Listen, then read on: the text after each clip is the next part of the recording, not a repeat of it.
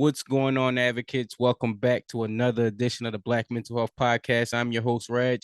Joined today with me is a powerful leader in this space, who is doing great things. I don't like to miss a credential or miss expertise, I should say. So please let the people know who you are and a little bit about what you do. Sure. Hi, I'm Olivia Thompson. I am the Director of Marketing at Sesh. Sesh is a online platform connecting people with support groups. So we're really focused on community mental health. My background has mostly been in startups that are really purpose driven and looking to improve outcomes for a specific person, community, or something like that. And yeah, I landed at Sesh a little over a year ago to help really drive access and impact of mental health. And thank you for being here. So, how did you land that sesh? What I know what inspired you to get there, but how did you land there? Great question, because there's a lot of different answers that I can give, but I think for me, I was leaving a very stressful and toxic environment. I worked at Nike corporate, or big Nike as we like to call it. And I was leaving an environment that I thought when I joined was very positive and had a lot of career growth for me. But it was one of those instances is like you get into it and then it's it might start out good, but then you get into it and it's like, you see the bones and you see everything that's kind of the inside of the belly of the beast of a company, and it's just not what you wanted to do in your career or where you saw your career going. So I really started looking for companies who were really passionate about, one, benefiting individuals who might not have access to something. That was really big for me. When I was at Nike, I worked on a project that was specific to providing access to something that most communities don't have. Um, and that was really my purpose in finding Sesh and finding my next role was, what am I doing in my career that's going to impact either my community, if I see myself as a user of the platform or a user of the product that I'm going to be marketing, like where can I place myself in that? And that's really how I found Sesh. I connected really quickly with our CEO, Tori, and we just kind of hit it off from day one. And I saw her passion and I saw her story and why she had started this company, and I really saw that it was not about money. Like, yes, every business wants to make money, but at the end of the day, it's really about how are we providing access to multiple individuals to gain mental health care on some level.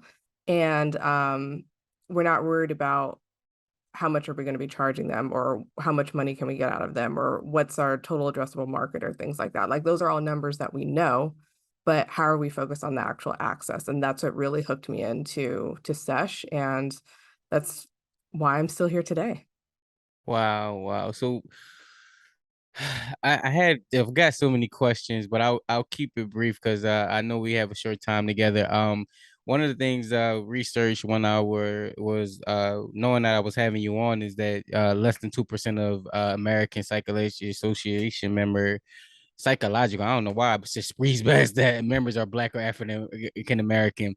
So, what do you attest to that? Since you're in certain fields, you're in the sesh field, you're in the mental health space, and why do you think it's only less than 2%?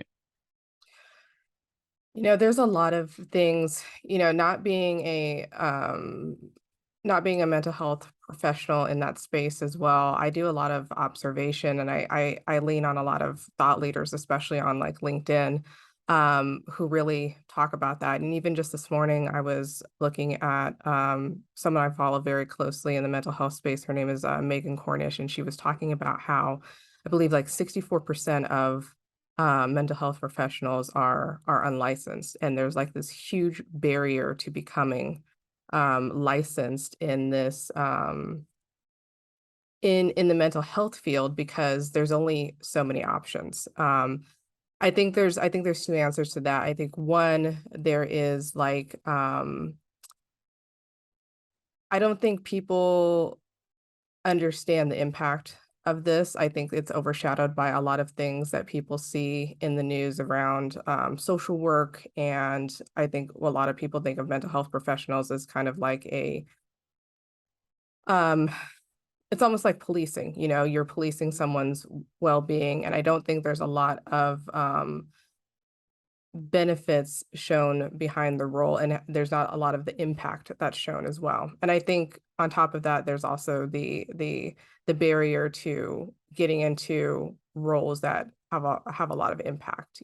I think if it's so hard to get licensed, you're going to get deterred easily. And if it's so hard to gain, you know, um, a role where you're feeling well utilized and you're not facing burnout, like those are all things that I see facing the mental health space right now, with clinicians. And I think it's really tough if that's all you're seeing, and I think that can easily deter. So one thing that I try and do is really lean on the not only the clinicians that we have here on staff at Sesh, but also the ones that are leading all of our sessions, is like, what what could we be doing to make this opportunity seem worth it? Either working with Sesh or helping drive the impact, especially in communities that have stigmas around mental health, whether it be thinking of the actual servicer like the therapist or thinking about the actual service of therapy.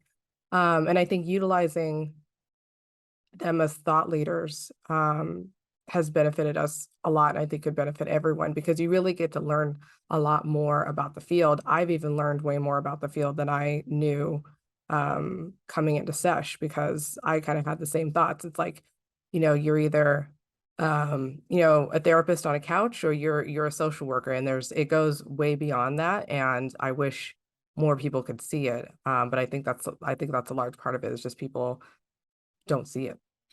Yeah, it was one of the reasons why I started this platform, because I was so interested in having the conversation around mental health, and I knew the journey that it was going to take to licensure. And to your point, I'm in school now and I'm learning these different barriers and things of that nature.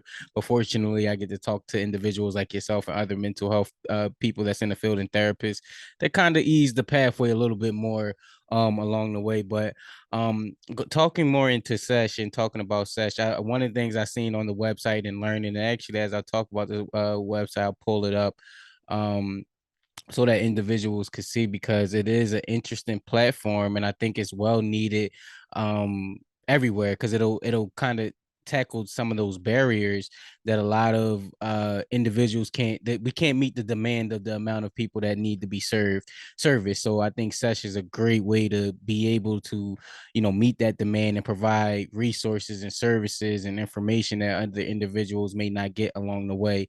My question is, when I looked it up and was seeing some of the description and about it, safe space versus brave space. Talk to me about that. Like, this is the first time I'm hearing this. I always hear safe space. It's almost like a buzzword a little bit. So talk Yeah. to me, safe space versus brave space.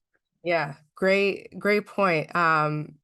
What you highlight is exactly why I implemented Brave Space over Safe Space, because I think it's really easy for companies like ours to cultivate a safe space. Like, yes, we want you to feel safe here. But like you said, it's a buzzword. People say it all the time, I want my safe space, I want my safe place to be, things like that. I think there's two parts of that. One, we want to empower people to create their safe space. And yes, we want to be their safe space, but we also want to be their brave space, and where which they feel empowered and brave to share their story. A support group can be very intimidating, and maybe more intimidating than a one-on-one session for some people. It might be less intimidating for a one-on-one session to some people, but we want people to feel brave in that space. Whatever you're going through, you're here. You've made it. You are pushing through. Maybe you feel like you're not pushing through as much as you could be. Maybe you're on the brink. Well, who knows? But you're brave in where you're at right now. And we want to empower people to be brave and share their story, share their struggles, in a space where you're more than likely going to be in the room with someone going through something really similar, or I should say a virtual room with someone going through something really similar. Um, and you can kind of lean on them. So I chose that wording because I want to go beyond safe space. I want us to be viewed as something beyond safe space. Like, yes, we are safe. You're going to be safe here. How do we help you be brave? Talk to me, and again, thank you, because I actually, that might be the title of this podcast: "Safe Spaces and Brave Spaces," or "Safe Space versus Brave Spaces," something along those lines. Um, the power of conversation. And I guess this is me. What do you call it? I don't even know the word because I know the power of conversation. Obviously, I'm having a podcast that do it, but talk to me about your perspective of the power of conversations. Yeah, I think for us, and even my personal perspective is like, you always find fulfillment when you're, talking to your closest friends or people that you trust or something like that. And there's always a lot of power in that conversation because you you find connection, you find fulfillment, you find support, you find all of those things. And, not diminishing the impact of one-on-one support at all because that is a form of conversation. But if you're thinking about replicating that type of environment of like talking to someone you can trust, talking to a group of people that you can trust, we're really trying to again empower people to be brave in that space and have the power of conversation with like individuals.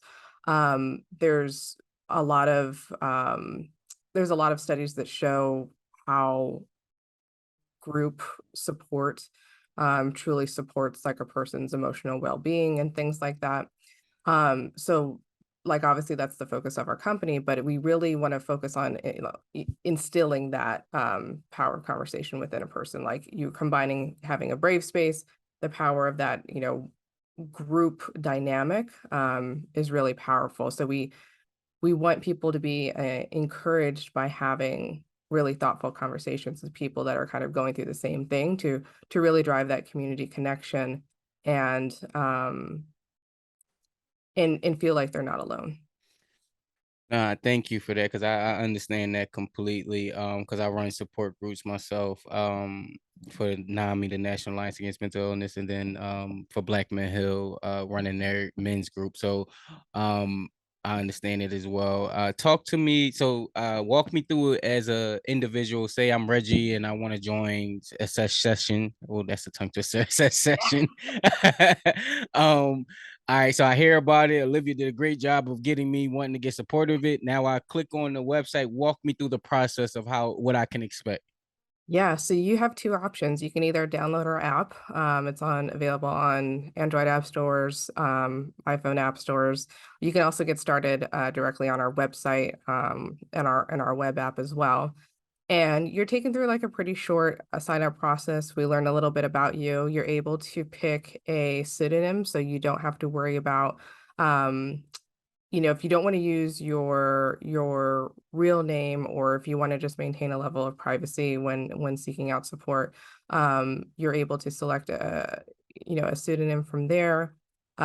We get some data about what you're interested in. Are you looking for anxiety support, depression, stress, or things like that? And then you're kind of just you're dropped into our catalog, into our app. You're able to scroll through many different sessions on many different topics. We have everything from cultural healing topics like support for Black people in the workplace. We have healing for Black women through art. We have CBT approaches to depression. We have anxiety groups. All of these things where people can come together and really seek out support. You can book a session as early as, if you're doing it in the morning, you can join a session that evening, or you can join a session the next day. So we really emphasize support when you need it. We have sessions that happen throughout the day, starting early morning to, I think one of the ones that I've seen on the later end, especially for people on the East Coast in the US, is like 9 p.m. So we have varying times that you can join a session. sessions are offered during multiple times. So if you really want to go the anxiety one, you'll have one in the morning and you'll have one in the evening. Like we have those options there. So um, you're really led to kind of self-drive and figure out what you want. You're not tied into one thing. So you can easily do an anxiety session one day, an art session the next day, a depression session the next day. You really have that flexibility when you join. So it's very easy to get started. I can admit it might be a little intimidating to some to see all those sessions, but you're really given like um, a very thorough offering and can jump into something really quickly. I might have to go a little bit over time, maybe 1 or 2 minutes, because you just gave me an extra question. But I gotta get it out. Because anytime I talk to a person or individual that's doing like innovative, a part of something innovative, Uber could have easily put the taxi business out of business, and that was like a huge conversation, just like Airbnb and hotels and things of that nature. So, do you see this as a compliment, as a competition to therapy, traditional therapy, as a additive? Like, what do you see this moving forward? Yeah, we always view it as an additive or as a complement too. When we surveyed our users recently, we found that only a third of our users were going to one-on-one support, and the other two-thirds were using either groups or other forms of support, like other apps or something like that, as their main form of mental health support. But as a company, we view that group therapy is an addition or is a supplement because, well, for one, our platform, because we don't have closed groups, they are all led by therapists, but you don't really have kind of the continuum of care that you might have with a one-on-one therapist. So we actually encourage people to have this as an addition to. But we also find that a lot of people use it as a stepping stone. So it might be something that they like kind of get their feet wet with exploring, therapists or how therapy works or something like that, and then jump into finding one-on-one. But it also comes down to like affordability as well. Like not everyone might be able to afford a platform like other platforms out there that provide one-on-one support. They find this as a good stepping stone until they can also afford something in that range as well.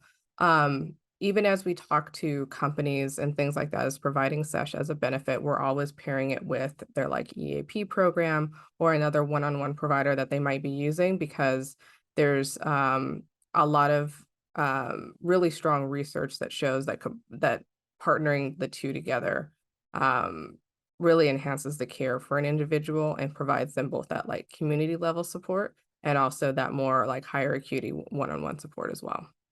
No, I appreciate that. And then one of my final questions before we get you out of here, because I do want to have you back to learn your individual story and about your journey and the things that brought you to who you are today. So we'll have Olivia back in the future. I'm making the claim and putting the ask out there now. Absolutely.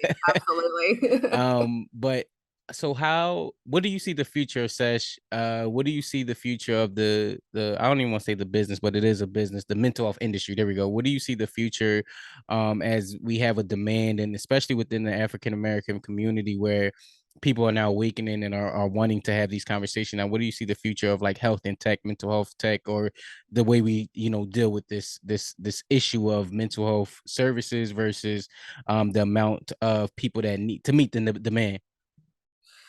Yeah, I think there's going to be a couple of things. One, I think, you know, I don't want to toot our own horn in any type of way, but I do think that there's going to be a strong advantage to companies like Sesh who are providing cultural support for day one. Going back to like why I joined Sesh, those sessions didn't just appear. When I was looking at joining Sesh and going through the sessions, when I was in the interview process, I saw those, sessions for Black women, support for Black individuals in the workplace. Like that's something that existed before I even joined. And I think that companies that prioritize that type of care and are really looking at doing that in a non-advantageous way, will have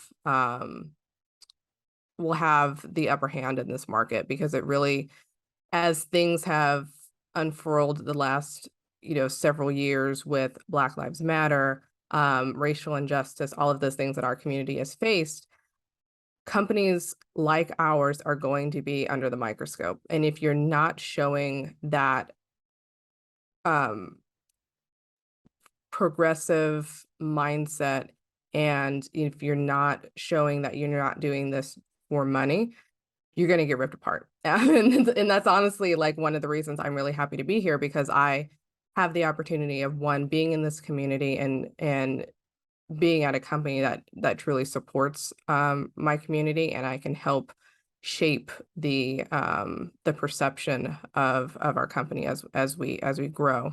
I think another thing we'll see in the space too is that we'll see a really strong, I think it'll be easier for consumers to identify companies that are really here like ours for providing support, and other companies that are really about, providing things like, medication and things like that. I think it'll be easier for people to identify, especially with a lot of the other recent controversies around, larger companies that are in the space. I think people will be able to identify a little bit easier which option is best for them, because companies will put a very strong, focus on their brand messaging and really helping people understand, what they do and how they do it. If they don't, I don't know what to tell them. They should, but, I know for us, that's a really strong focus because we want people to understand, from all walks of life, that this is an option that you could take advantage of. It doesn't matter if you are a student, you're working a 9 to 5, you're, working a non-traditional job, whatever it might be. This is an option that you can participate in. This is an option you can afford, and this is a way for you to get powerful, mental health support that you may or may not know that you can benefit from. But I'm really focused on helping people see the true benefit of groups, and and really just how they can truly enhance their life. I was going to ask you for some closing remarks, but that sounds like that's it right there. Please share this episode with someone who may need it. Share a quote that Olivia shared about Sesh and what they can expect. Like, leave a review and drop the gems that she dropped so that when someone can click on it and attend the session or sign up, because we all need that support out there. And then last but not least, always remember that this platform has never been about being a replacement to therapy. It's an alternative place where people share therapeutic stories. Thank you for listening.